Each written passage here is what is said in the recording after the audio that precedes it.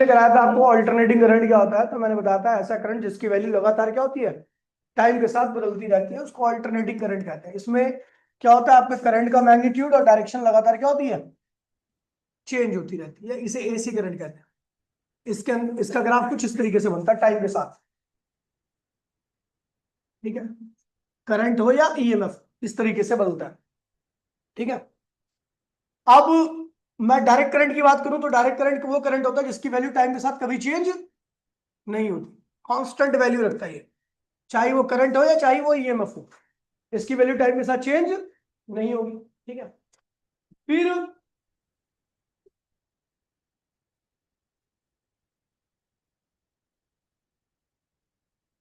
मैंने आपको इसकी इक्वेशन के बारे में बताया था। तो मैंने कहा था जितने भी अल्टरनेटिंग करंट या अल्टरनेटिंग ईएमएफ की बात करता हूं, ठीक है, तो ये दोनों का ही जो नेचर होता है वो क्या होता है भैया, वेरिएबल होता है। अल्टरनेटिंग करंट और अल्टरनेटिंग ईएमएफ का बात करूं तो ये दोनों का नेचर क्या होता है, वेरिएबल होता है, टाइम के साथ लगातार क्या करते हैं, चेंज करते रहते हैं। मैं इंड्यूस ईएमएफ और इंड्यूस करंट की भी बात करूं तो वो दोनों भी बिल्कुल सेम बदलते रहते हैं, टाइम के साथ उनके अंदर वेरिएशन आती रहती है। तो मैंने कहा था भैया दोनों की इक्वेशन क्या होगी, तो हमने इक्वेशन निकालता है, इक्वेशन ऑफ अल्टरनेटिंग ईएमएफ और अल्टरनेटिंग करंट। तो उसकी इक्वेशन के लिए मैंने आपको बताया था, ईएमएफ क्या होता है, डी फाई अपॉन में डी टी। जो बॉडी घूमती रहती है उसके, आप उसका जो नॉर्मल होता है, ये कॉइल है, कॉइल का एरिया नॉर्मल ये रहा, मैग्नेटिक फील्ड एरी, दोनों के बीच में एंगल कितना है, थीटा। बी क्या है, मैग्नेटिक, आ जाओ, एन क्या है, टोटल नंबर ऑफ टर्न, ए क्या है, एरिया, और ओमेगा क्या है इसकी, रोटेशनल स्पीड है। ठीक है, क्या कर रहे हो, क्या ये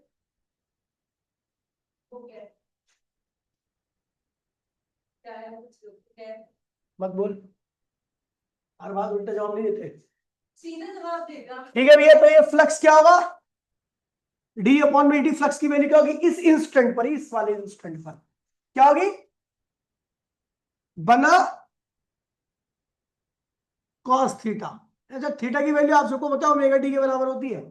ठीक है, तो ई इक्वल्स टू में क्या आया था भैया, ये माइनस बाहर आया और यहां से बी एन ए भी बाहर आया, और कॉस का जो डिफरेंशिएशन होता है वो क्या होता है, माइनस साइन ओमेगा टी। और हम जानते भी है यहां पर ये थीटा की, यहाँ पे ओमेगा टी लिखा है मैंने, ओमेगा टी को दोबारा से डिफरेंशिएट कीजिए।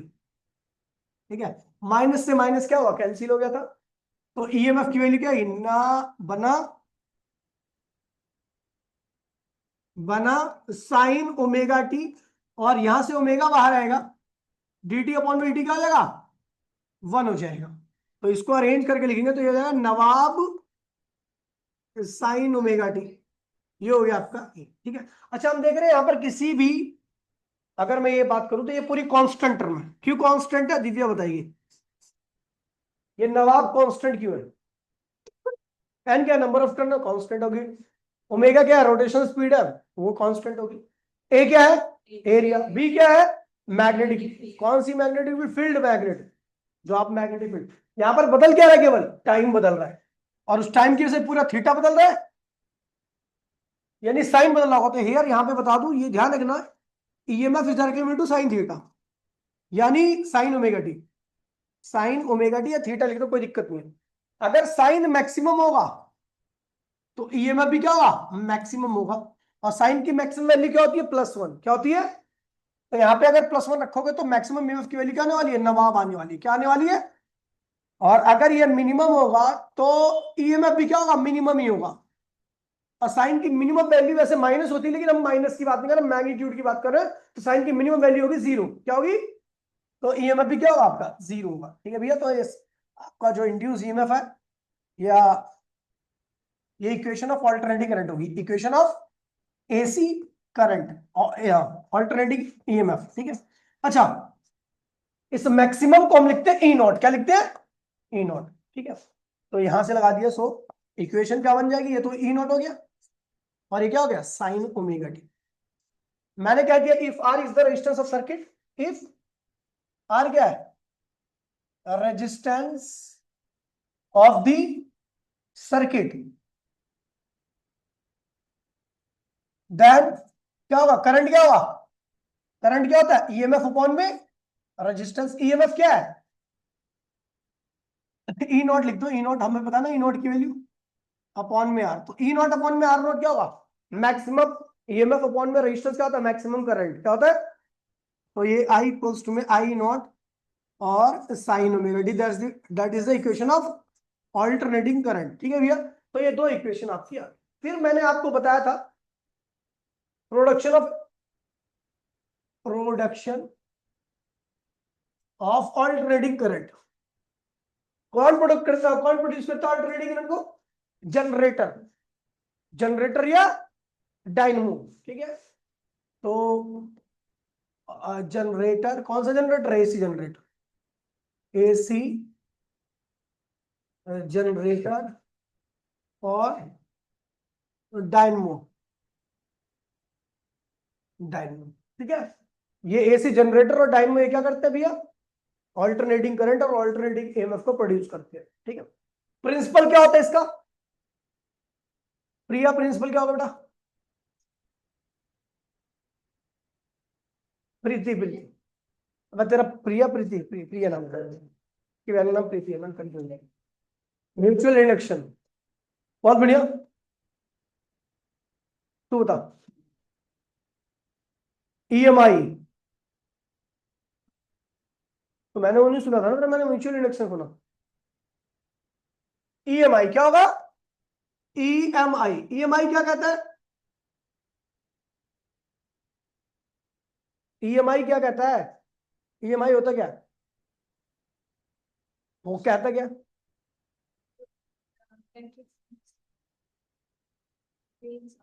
क्या कहता है? डे, बस उसको अपोज करेगी कॉइल और क्या आएगा? इंड्यूसिंग ओपन, यानी इसका प्रिंसिपल हो गया। फिर क्या था भैया? कंस्ट्रक्शन। देखिए आपको बता दूं, कंस्ट्रक्शन कभी लिखते नहीं है, कभी नहीं लिखते, डायग्राम बनाते हैं कंस्ट्रक्शन। ठीक है, तो ये क्या हो गया आपका? इसका नाम क्या बताया था मैंने? दिव्या क्या नाम था इसका? Field magnet. क्या कहते हैं इसे? फील्ड मैग्नेट, बहुत बढ़िया, शाबाश। ये क्या थी? आर्मेचर। क्या था ये? गेट बैठ दे। आर्मेचर, ये क्या है? आर्मेचर। ये क्या है? Axis of rotation. ठीक, इसका एरिया ए है, नंबर ऑफ टर्न एन है, यहां पर जो मैग्नेटिक फील्ड है वो क्या है भैया आपका? बी है। ठीक, समझ गया? अब जब ये घूमेगा कितनी स्पीड से? ओमेगा से, तो क्या आएगा? इंड्यूस करंट आएगा। और उस इंड्यूस करंट को निकालने के लिए हम क्या करेंगे भैया? इसको यहां पर क्या लगा देंगे? Slip ring. क्या लगाएंगे?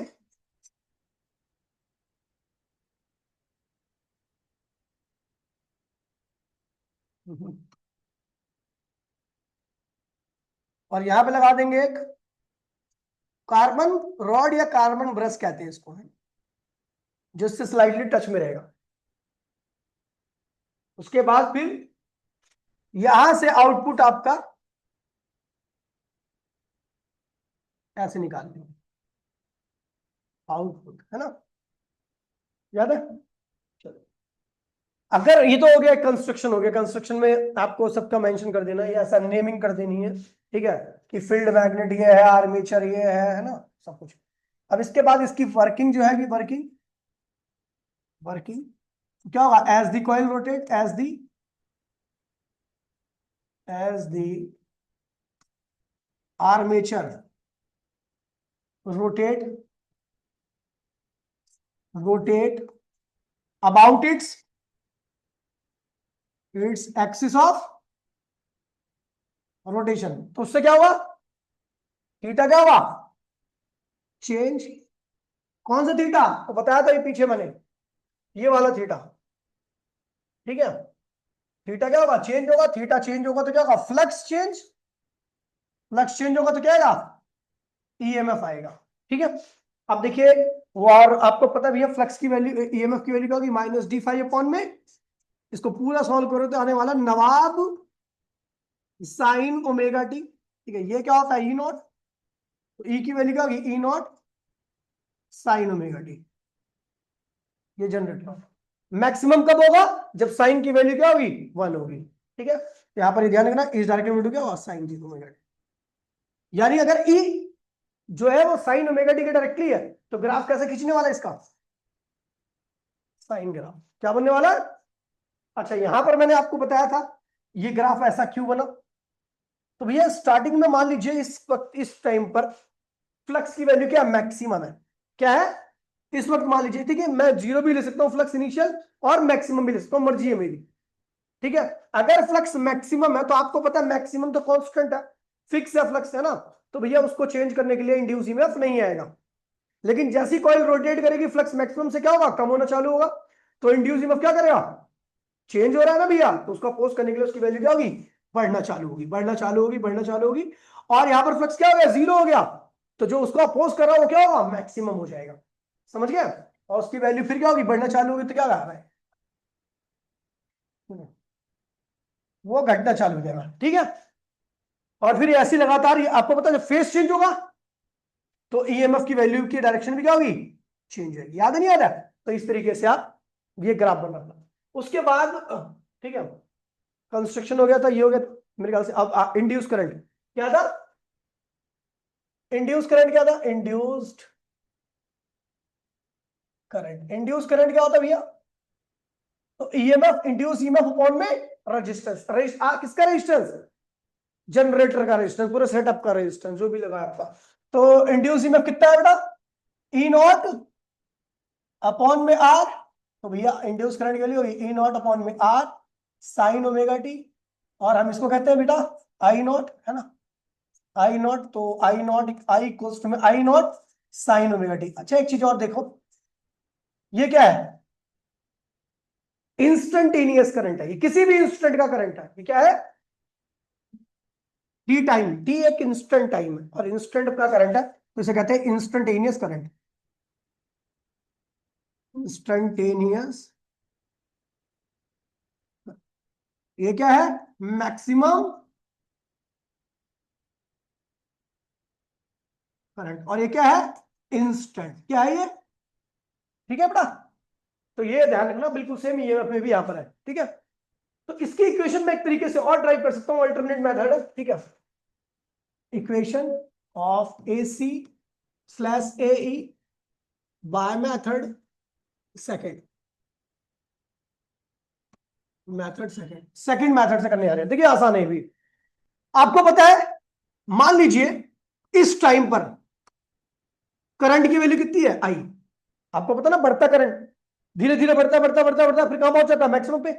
फिर उसकी वैल्यू लगातार क्या होती है? घटती घटती घटती, फिर क्या होती है? जीरो। तो मैंने कहा टी टाइम पर इतना करंट आ गया। ठीक है, तो मैं ये देखिए एक सर्कल बनता है ना, सर्कल, हाफ सर्कल ऐसा बनता है ना। तो मैंने बोला टी टाइम पर इतना करंट है।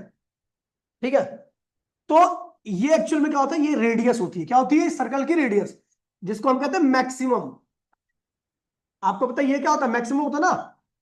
तो ये मैक्स, अगर रेडियस हो तो ये भी तो रेडियस होगी, ये मैक्सिमम है तो ये भी क्या होगा? मैक्सिमम होगा। मैक्सिमम वैल्यू को हम लिखते हैं आई नॉट या ई नॉट, जब किसी की वैल्यू ले रहे तो हम उस हिसाब से लिख देते हैं। ठीक है, तो ये आई नॉट हो गया। अच्छा, आपको बता दूं, एंगल कवर करने की स्पीड क्या होती है? ओमेगा होती है। क्या होती है? ओमेगा 1 सेकंड में कवर किया गया एंगल होता है। तो टी सेकंड में कितना एंगल होगा? Omega T. खत्म होगी इक्वेशन। देखो कैसे आगे।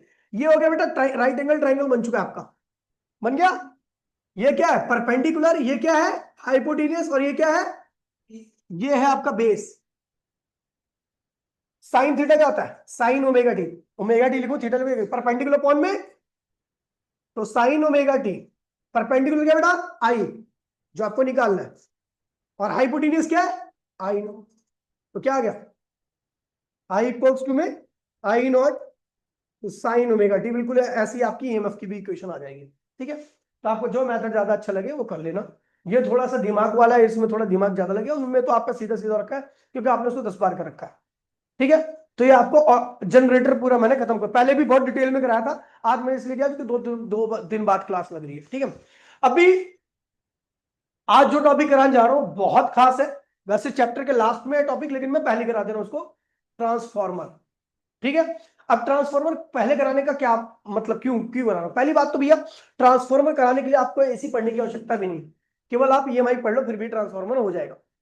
दूसरा, ट्रांसफॉर्मर काफी हॉट टॉपिक है, काफी ज्यादा बार आ रखा है, तो इसलिए मैं उसको पहले करा दूंगा। हो सकता है एसी कंप्लीट ना हो पाए लेकिन ट्रांसफॉर्मर हो जाएगा, बहुत आसान टॉपिक है, सीधा सीधा। ठीक है, देखिए भैया मैं जैसे करा रहा हूं बिल्कुल सेम उसी तरीके से याद करना, ठीक है? अगर पूरे नंबर लेने तो ट्रांसफॉर्मर, ट्रांसफॉर्मर क्या होता है भैया? A device which convert higher value of voltage into lower value, a lower value of voltage into higher voltage. ठीक है, a device which convert higher voltage into lower voltage and lower voltage to higher voltage. ठीक है भैया, एक device है जो कि higher को लोअर में, लोअर को हाइयर में। चाह देखो दोनों में अंतर क्या है? हाइयर को जो लोअर में कन्वर्ट करेगा उसे कहेंगे स्टेप डाउन। क्या कहेंगे? Step down transformer, down. और जो लोअर को हाइयर में कन्वर्ट करेगा उसे कहेंगे स्टेप अप ट्रांसफॉर्मर। ठीक है, समझ गया? ये हो गया इसका डिवाइस का नाम। डिवाइस का काम क्या है? Which convert higher to lower, lower to higher. आजा भाई आजा, आजा, लेट तो ही गया। ला पैसे दे।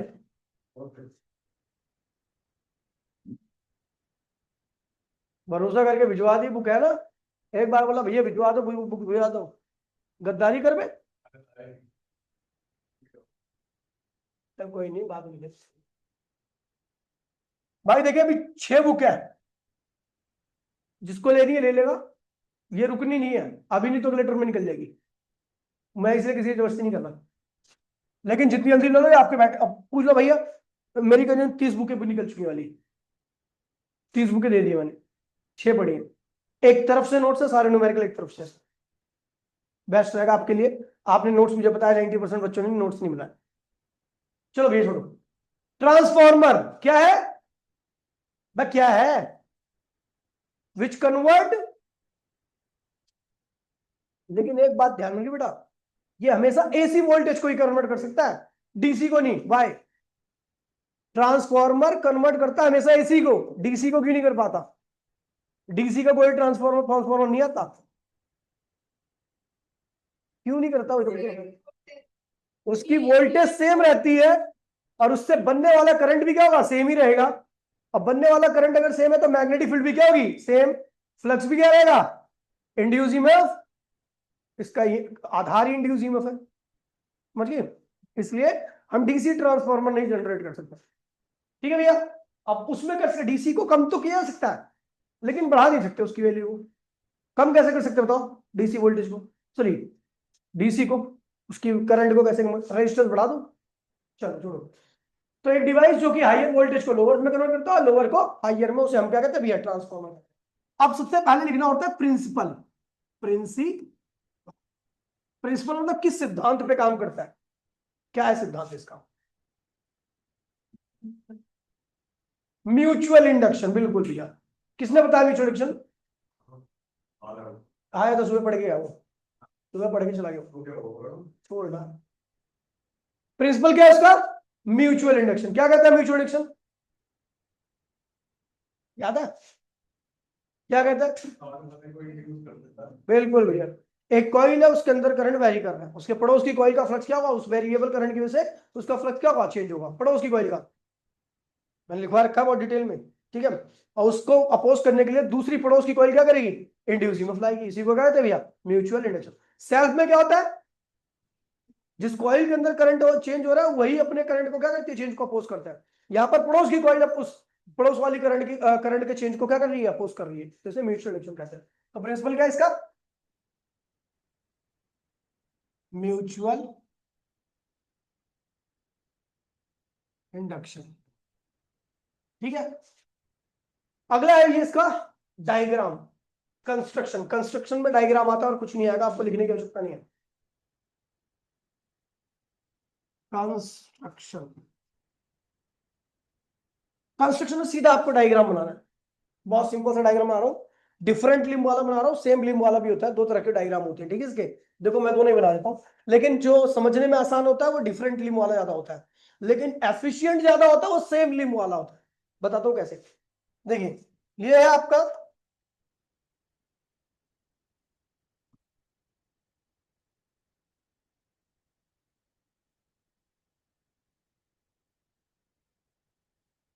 ये डिफरेंट लिंब वाला बना रहा हूं मैं आपको।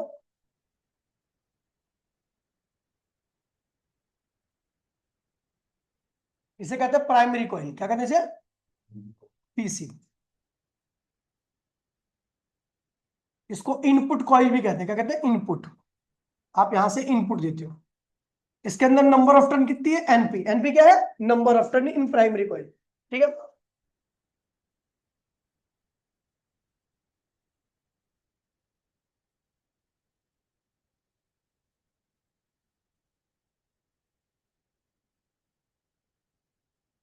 ये आउटपुट कॉइल है, क्या है ये, आउटपुट। ये रेजिस्टेंस क्या, आर है, इसे लोड रेजिस्टेंस कहते हैं, मतलब यहां पर आप आउटपुट निकालते हो जो भी आपके पर्पस का। अच्छा, ये सॉफ्ट आयरन कोर होता है, क्या होता है,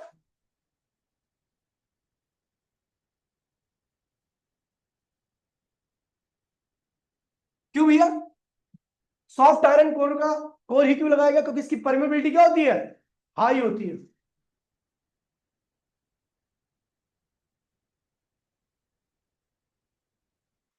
क्योंकि इसकी परमेबिलिटी बहुत ज्यादा होती है तो सारी मैग्नेटिक फील्ड लाइंस इससे बाहर नहीं जा सकते, इससे बाहर नहीं आ सकते सर, कोई भी मैग्नेटिक फील्ड लाइन इससे बाहर नहीं जा पाएगी, ठीक है भैया। हाई परमेबिलिटी इसलिए सॉफ्ट आयरन कोर का इस्तेमाल किया गया, समझ गया। अब देखिए ये एनपी क्या है, number of turn in primary coil, ध्यान दीजिए भैया, ठीक है। और ये एन एस क्या, number of turn in secondary coil, तो यहां पे लिख देता हूं मैं, एनपी क्या है, अभी अभी क्या करें, ये एक आयरन कोर है, आयरन का एक स्ट्रक्चर होता है, उसके ऊपर लपेटी आती है कॉइल्स, ठीक है।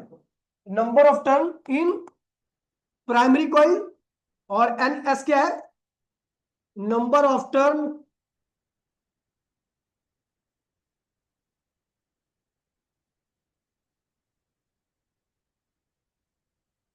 Number of turn in secondary coil, ठीक है। इनके अंदर जो टर्न है वो बता रखा है, ठीक है। अब ध्यान दीजिए, अब क्या होता है देखिए, मैं आपको वर्किंग समझा रहा हूँ सीधा, फिर उसके बाद कैलकुलेशन करने पे आ जाऊंगा। मैंने क्या कहा भैया, यहां से हम क्या डाल रहे हैं, कौन सा करंट है ये किसका सिंबल है, एसी करंट का सिंबल है। एसी करंट का की वैल्यू क्या होती है, बढ़ती है घटती है, कभी बढ़ती है कभी, तो यहां से बनने वाली मैग्नेटिक फील्ड लाइन भी क्या होगी, कभी बढ़ेंगी कभी, और ये मैग्नेटिक फील्ड लाइन बाहर नहीं आएंगी, अब वो ऐसे करके मुड़ करके इस आयरन की वजह से वो ऐसे होते हुए ऐसे वापसी आ जाएगी, समझ गए, मतलब एक क्लोज लूप बनता है, क्या बनता है, इस तरीके से, ठीक है। तो अब एक बात देखिए, मैं जिससे पूछूंगा, अब हमें पता है भैया कि इसके जो इसका करंट है वेरिएबल है, वेरिएबल करंट की वजह से इसके द्वारा बनाई गई मैग्नेटिक फील्ड लाइन भी क्या होगी, वेरिएबल होगी, और वेरिएबल मैग्नेटिक फील्ड इसका फ्लक्स चेंज करेगी, तो ये अपने फ्लक्स के चेंज को अपोज करेगा, क्या कहलाएगा, सेल्फ इंडक्शन, क्या कहलाएगा, क्योंकि अपने अंदर करंट के चेंज को अपोज कर रहा है। अब यही मैग्नेटिक फील्ड लाइन क्या होगी, यहां से की, अब अपने को पता भी है वेरिएबल है ये, वेरिएबल मैग्नेटिक फील्ड इसके भी फ्लक्स को क्या करेंगे, चेंज करेंगे, चेंज करेंगी तो भैया इसको भी हजम नहीं होगा, क्या नहीं हजम होगा, फ्लक्स का चेंज हजम नहीं होगा, तो ये भी क्या करेगी, अपोज करेगी, क्या लाएगी, इंड्यूस ईएमएफ, लेकिन इसका फिनोमिना क्या कहलाएगा, म्यूचुअल इंडक्शन, ठीक है भैया।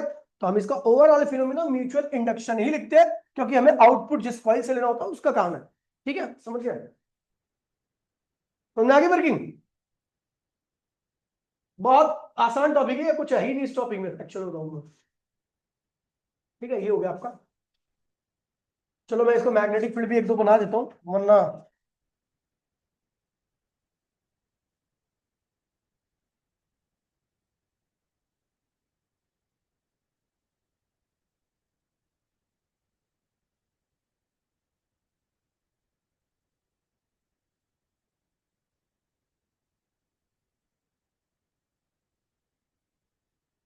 ये मैग्नेटिक फील्ड है व्हाइट कलर की, ठीक है, जो कि इसमें बन रही है, और ये बाहर नहीं जा पा रही। क्यों नहीं आ पा रही दिव्या, ये क्यों नहीं आ पा रही? क्योंकि ये सॉफ्ट आयरन कोर है, इसकी परमेबिलिटी क्या होती है, बहुत ज्यादा होती है। मैग्नेटिक फील्ड लाइन को अपने बाहर से बाहर नहीं जाने देती। ठीक है, अब समझ गया? समझ गए? चलो अब करते हैं, देखिए फाई क्या है? फ्लक्स, मैग्नेटिक फ्लक्स, ये फ्लक्स लिख दो पूरा, magnetic flux through the single turn off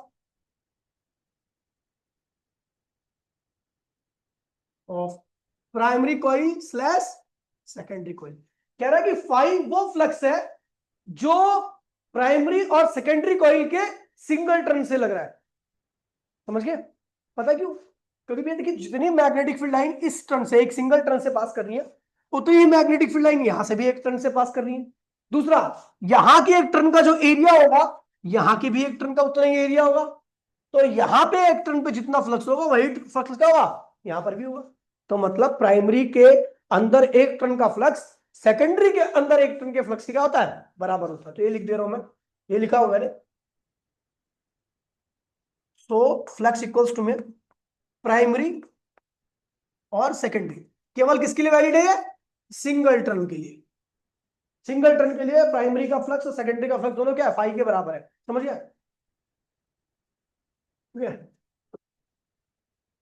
total flux, total flux, अब मैं जिससे पूछूंगा, अरे यार, total flux linked with primary coil. Primary coil के एक टर्न से कितना फ्लक्स था, फाई। एक टर्न अभी पीछे बताया मैंने कि एक टर्न पे कितना फ्लक्स था, कितनी टर्न है प्राइमरी में, एनपी।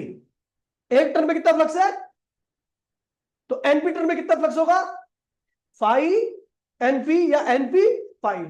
तो टोटल फ्लक्स क्या होगा प्राइमरी में, प्राइमरी का कुल flux, total flux NP five. समझ गया, इतना फ्लक्स है। अच्छा ये कैसा वेरिएबल है, क्या ये कैसे पता? क्योंकि भैया जो मैग्नेटिक फील्ड है वो वेरिएबल है। ठीक है भैया, क्योंकि भैया क्या है, ये फ्लक्स क्या वेरिएबल है। क्यों? क्योंकि बिकॉज, अरे यार, क्योंकि भैया क्या है, करंट क्या है, बढ़ रहा है घट रहा है, फ्लक्स भी क्या होगा, बढ़ रहा होगा घट रहा होगा। ऐसे क्या है, total flux, flux linked with secondary coil कितना होगा, सेकेंडरी कॉइल के एक टर्न से कितना फ्लक्स था, फाइव। और कितनी टर्न है, ठीक है भैया। तो चलो भैया, ये भी क्या होगा, वेरिएबल होगा। क्या होगा, रामलीला चालू हुई क्या, रामलीला चालू हुई क्या, सुपड़ का रोल मिला है क्या तुझे नाक काट दे इसकी। तो भैया देखिए, दोनों फ्लक्स वेरिएबल है। चलो now induced EMF in primary coil कितना होगा, एनपी क्या होगा, क्या होगी वैल्यू बताएगी मेरे को, बता बेटा, तुझे ही पता होगा।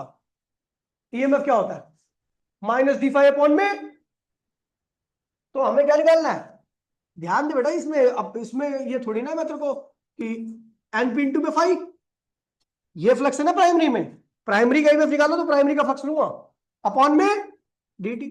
तो भैया यहां पर अच्छा एक बात होता है, कांस्टेंट कौन कौन है बेटा, ये कांस्टेंट है, ये कांस्टेंट है, फाई नहीं कांस्टेंट है, फाई तो वेरिएबल है लेकिन नहीं लिखा है, फाई वेरिएबल है, एनपी कांस्टेंट है, तो minus NP D phi upon में क्या हो गया dt। समझ गई। Induced induced EMF in secondary coil कितना होगा, ईएस क्या होगा, वो किसके बराबर आएगा, माइनस डी क्या होगा, एन एस फाइव अपॉन में dt। क्या कांस्टेंट है, minus N S D five upon में dt। ये होगी आपकी सेकंड इक्वेशन, कोई दिक्कत नहीं बेटा। On dividing first by second, दोनों को डिवाइड कर दीजिए, तो क्या हुआ, ईपी अपॉन में इक्वल्स टू में माइनस एनपी अपॉन में टी फाइव अपॉन में डी टी, बोला हाँ, और N S D five upon में डी टी, कट मर गए, माइनस से माइनस क्या हुआ, बहुत इंपॉर्टेंट बात बताने आ रहा हूं भैया मैं आपको, ईपी अपॉन में ईएस की वैल्यू क्या होगी, एनपी अपॉन में, इसको उल्टा कर सकते हैं, ईएस अपॉन में ईपी इक्वल्स टू में एनएस अपॉन में एनपी। इसका एक नाम होता है, पता क्या नाम है इसका, इसका नाम है ट्रांसफॉर्मेशन रेशियो। क्या नाम है इसका,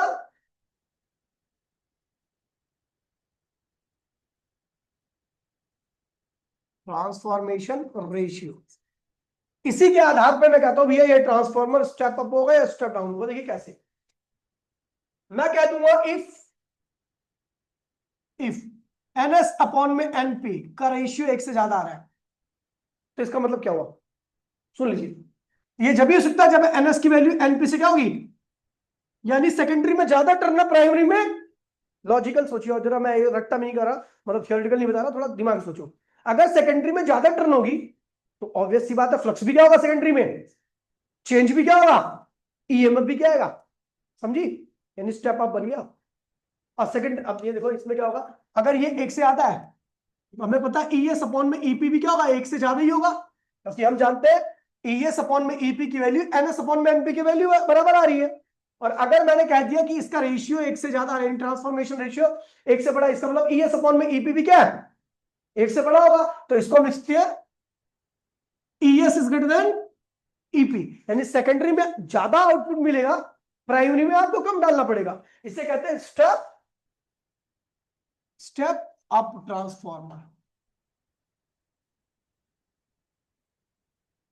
ठीक है बेटा, इस तरह स्टेप अप बनता है। अब आप बात करें स्टेप अब case number second, if NS upon में एनपी का रेशियो एक से कम है, यानी ये कम कैसे आ सकता है, जब सेकेंडरी में कम टर्न हो प्राइमरी में क्या हो, ज्यादा टर्न हो, तो इसको हम लिख सकते हैं ईएस अपॉन में ईपी भी क्या होगा, एक से कम ही आएगा, जब एनएस अपॉन में एनपी एक से कम आ रहा है तो ईएस इज लेस देन, यानी यहां पर सेकेंडरी में कम,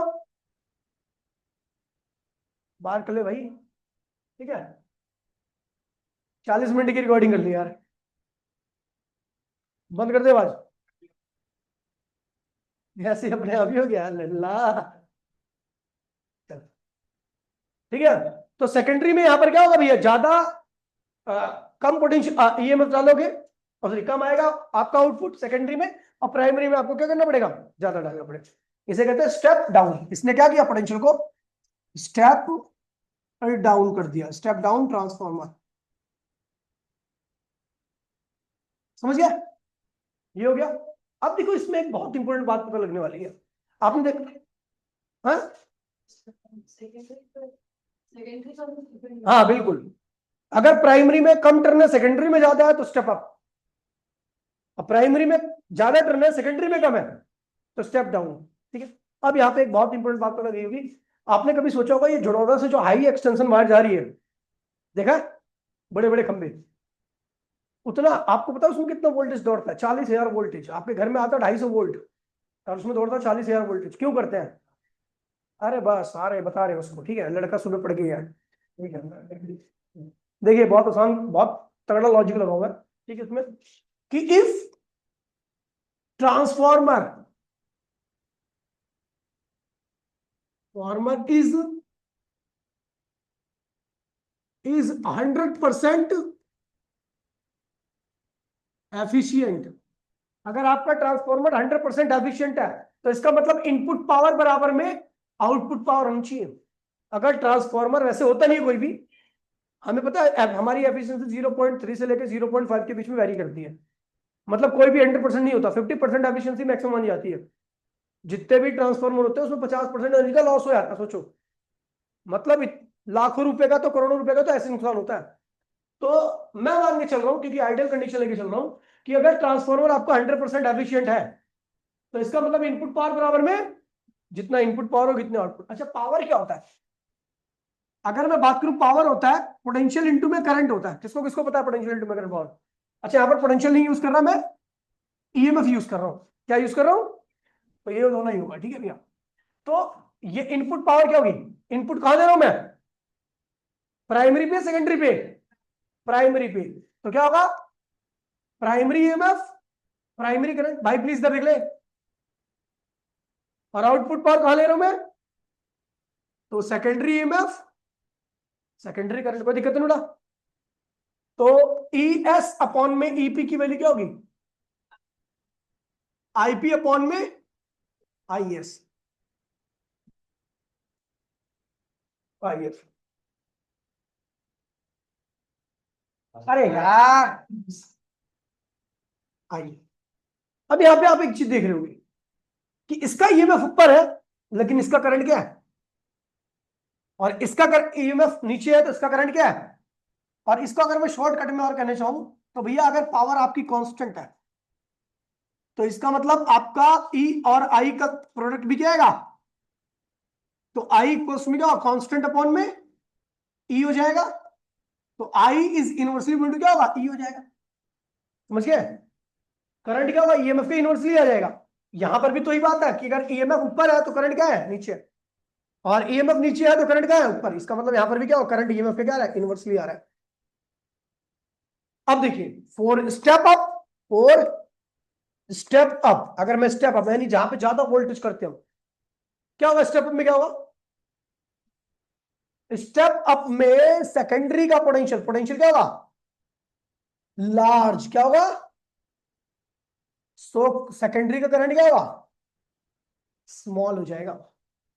स्टेप अप में जो पोटेंशियल बढ़ जाता है तो खुश मत हो ना, वहां पे करंट क्या हो चुका है? कम हो चुका है। और स्टेप डाउन में, स्टेप डाउन, ठीक है भैया, सेकेंडरी का पोटेंशियल क्या होता है? स्मॉल। क्या हो जाएगा? तो करंट क्या होगा सेकेंडरी का? ये जो ट्रांसफॉर्मर गलियों के बाहर लगे होते हैं ना, वो सब स्टेप डाउन होते हैं, पता आपको? क्योंकि अब देखो, जो बड़ी बड़ी हाई एक्सटेंशन वायर में क्या होता है, in case of high extension wire, in case of high extension wire,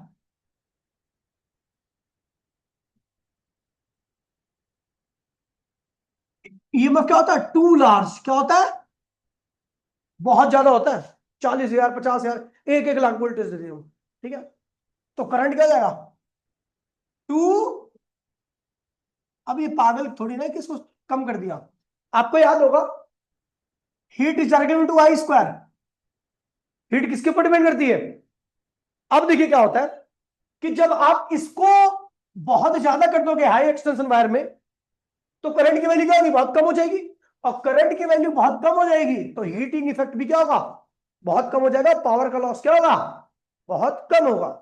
इसीलिए हाई एक्सटेंशन वायर में क्या होता है, इतना हाई वोल्टेज, क्योंकि भाई हाई, अब टाका डाल दिया करना, तेरा भी तो घर जोड़ो में ही है, थोड़ी दूर पहले तार जा रही है, टाका डाल दो। अगर टाका नहीं डाल देना गलती से भी, उसमें इतना हाई वोल्टेज दौड़ता है ना भैया, कि अगर इतना दूर भी रहोगे ना, एक होता है कोरोना डिस्चार्जिंग, कैरोना डिस्चार्जिंग नाम का फिनोमिना, कि आसपास की इतनी दूर तक की एयर आयोनाइज हो जाती है, आयोनाइज होकर कंडक्टिव होती है एयर भी, इतना हाई वोल्टेज होता है। आपने सुना होगा एक बार कि यार वायर ने खींच लिया उसको। वायर खींचती खींचती नहीं है। अगर आदमी एक सर्टेन लिमिट के ज्यादा पास चले जाता है, उस वायर को टच भी नहीं करता, फिर भी उसके आसपास की एयर जो होती है वो आयोनाइज हो चुकी होती है। अब आयोनाइजेशन की वजह से वो एयर क्या होती है, कंडक्टिव आती है। क्या होती है, कंडक्टिव। और जैसे ही कंडक्टिव आती है आसपास की एयर, तो क्या होता है भैया, शॉक इतनी, अब छूने की बजाय दूर से लगने लगता है। अब जब शॉक लगेगा तो आप क्या होगे, बेसुध हो जाओगे। बेसुध होगे बाहर की तरफ क्या होते हो, गिर जाते हो। ऐसा लगता है कि वो खींच रही है। समझ गए। तो हाई एक्सटेंशन वायर में हम क्या करते हैं भैया, इस चीज को हीटिंग इफेक्ट अवॉइड करने के लिए करंट बहुत कम कर देते हैं, पोटेंशियल बहुत ज्यादा कर देते हैं। इसकी वजह से क्या होता है, एच क्या होगा, टू स्मॉल।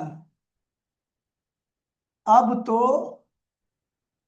पैसा बच जाएगा। समझ गया, पैसा बच जाएगा भैया, हीट लॉस नहीं हो रहा। समझ गया। तो इसीलिए हाई एक्सटेंशन वायर वगैरह में क्वेश्चन पूछा जाता है कंसेप्चुअल क्वेश्चन में, कि भैया इतना हाई वोल्टेज क्यों डाला जाता है। समझ गया, ये है उसके पीछे का लॉजिक। ठीक है, कोई दिक्कत तो नहीं है। फिर आता है भैया एनर्जी लॉस इन ट्रांसफॉर्मर। तो भैया एनसीईआरटी में 4 लाइनें लिखी गई हैं। पहला पॉइंट, दूसरा पॉइंट, तीसरा पॉइंट, चौथा पॉइंट। पहला पॉइंट है ओए, एडी करंट। एडी, देखिए भैया एडी करंट क्या होता है। आप कभी उस हाई एक्सटेंशन वायर या ट्रांसफार्मर के पास से गुजरते हो तो उसमें से आवाज आती है, आती है, सुनना उसको। ट्रांसफार्मर में भी आती है।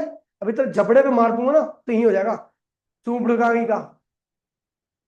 ओहो तेरे तो चोट भी नहीं लगी, मतलब तू ढोंग रच रहा था है। अब दिख नहीं, काला भी तो है ना, दिखता है, गोरा होता दिखता है ना इसका वो।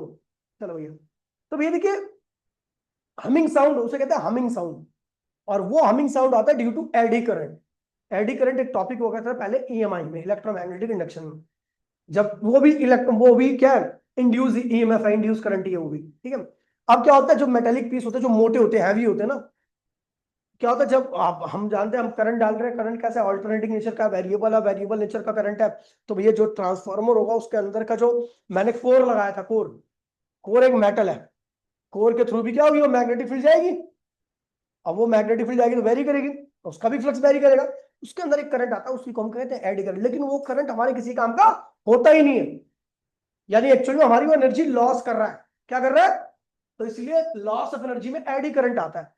अब इस एडी करंट को कम करने के लिए हम क्या करते हैं, भी एक सिंगल कोर की बजाय, सिंगल कोर, सिंगल मतलब हम जो हमारा आयरन कोर यूज किया था, उसको सिंगल लेने की बजाय, सिंगल समझ रहे ना, एक मोटे सी कांच का फ्रेम लेने के बजाय उसको बहुत सारे पतले पतले पीस में काट दिया जाता है और बीच में लैमिनेशन कर दिया जाता है, पन्नी लगा दी जाती है। क्या लगा दी जाती है, देखा आपने छोटा मोटा ट्रांसफॉर्मर देखा कभी, पहले पहले रेडियो आते थे FM, लोहे के छोटे छोटे आते थे, उसको तोड़ते ना तो शुरू में ही लगा होता ऐसे इसमें लगा देते, वो रेडियो इतना छोटा सा रहता था, लेकिन वो लाइट से चलता था। क्यों, क्योंकि उसके अंदर एक छोटा सा ट्रांसफार्मर लगा होता था, वो हाई वोल्टेज को लो में कन्वर्ट कर देता था और उसके बाद उसको रेडियो चल जाता था। ठीक है।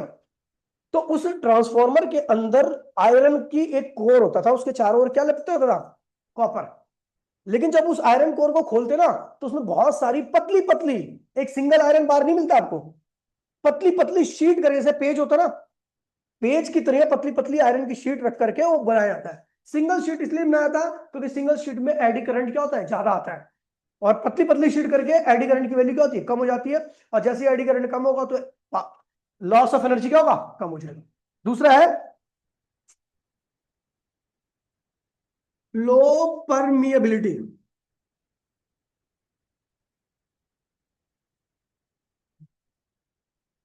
अब देखो भैया, कोई भी मटेरियल कितना भी परमिएबल हो, लेकिन उसकी खासियत क्या होती है, कुछ ना कुछ मैग्नेटिक फ्लक्स को क्या करता है, लूज ही कर देता हूँ।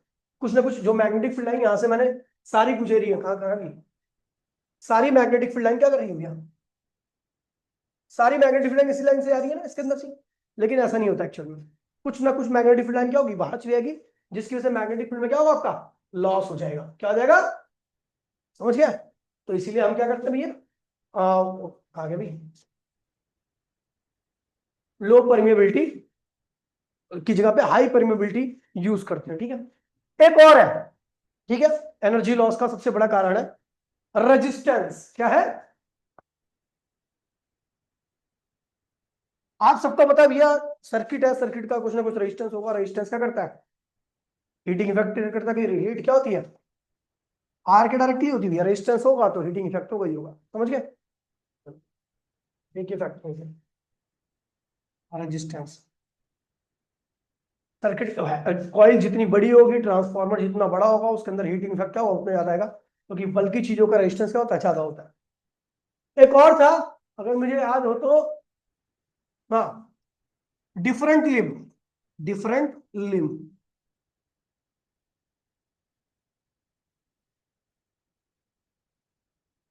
लिम प्रॉब्लम, देखिए हमारे पास दो तरह के ट्रांसफर होते हैं। एक तो इस तरीके का होता है डिफरेंट लिम वाला, इसमें प्राइमरी कॉइल और सेकेंडरी कॉइल अलग अलग लिम पे लपेटी गई होती है।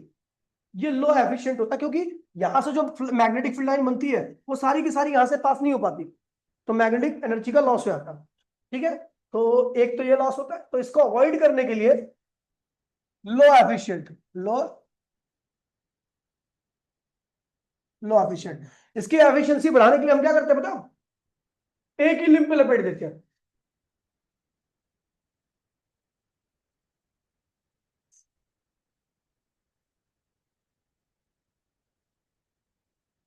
हम क्या करते हैं, एक ही लिंब पे लपेट देते हैं इस तरीके से। इसी लिंब पर प्राइमरी कॉइल भी होगी,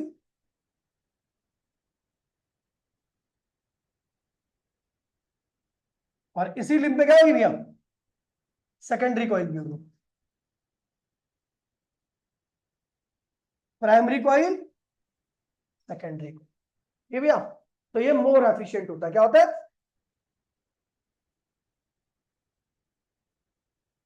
मोर एफिशिएंट। ठीक है भैया, तो ये आपका ट्रांसफॉर्मर पूरा खत्म हो चुका है। मुझे लगता नहीं है कि इसमें कोई ऐसा चीज होगी जो आपको कंफ्यूज कर दे। ठीक है भैया, हाँ, वर्किंग से, ठीक है, वर्किंग तो सब कुछ सेम है, चाहे आप इसका डायग्राम बनाओ चाहे आप इसका बनाओ, सब कुछ करना आपको वही है। जो वर्किंग कैलकुलेशन का रखी है ना मैंने, सब कुछ वही है। ठीक है, कोई डिफरेंट नहीं है। ठीक है,